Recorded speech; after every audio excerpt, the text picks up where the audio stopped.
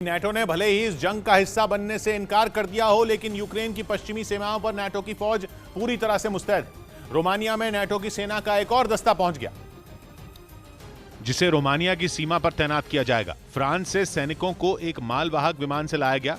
सैनिकों के अलावा बख्तरबंद गाड़ियां भी मालवाहक विमान से रोमानिया पहुंची। नेटो की फौजें पहले से रोमानिया और यूक्रेन की सीमा पर तैनात हैं, लेकिन अब वहां तैनात सैनिकों की संख्या बढ़ाने का फैसला किया गया है। फ्रांस में भी हजारों सैनिकों को अलर्ट पर रखा गया है।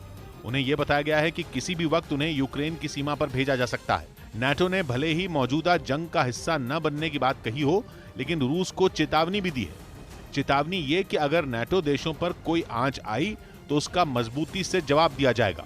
इस बीच रूस के खिलाफ जंग में यूक्रेन को गोला बारूद के बाद लड़ाकू विमानों की ताकत भी मिल गई। यूक्रेन के विदेश मंत्री ने यूरोपियन यूनियन से कहा था कि उन्हें ऐसे लड़ाकू विमानों की जरूरत है जो यूक्रेन की सेना चला सके। ये कहते हुए उन्होंने उससे मदद मांगी थी, जिसे यूरोपियन यूनियन ने मान लिया और तय किया कि रूस से जंग लड़ने के लिए वो यूक्रेन को 70 लड़ाकू विमान देगा। यूक्रेन को जो देश सबसे ज्यादा लड़ाकू विमान देंगे उनमें पोलैंड, स्लोवाकिया और बुल्गारिया शामिल है। रूस के पास लंबी चौड़ी सेना है। उसका तो ये तक दावा है कि यूक्रेन की एयर स्पेस पर अब रूस का कब्जा है।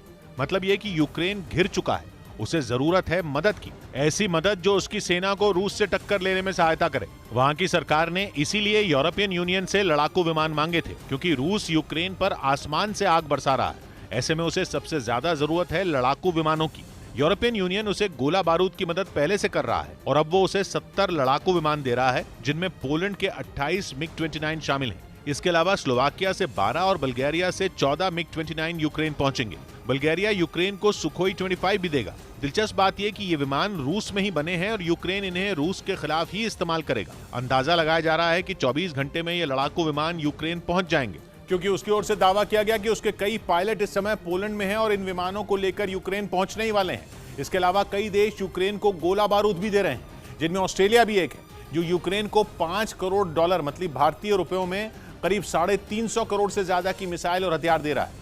इसके अलावा फिनलैंड ने भी यूक्रेन को 1500 रॉकेट लॉन्चर और 250 असॉल्ट राइफल देने का फैसला किया है, जबकि जर्मनी उसे 500 सिंह मिसाइल और हथियार देगा।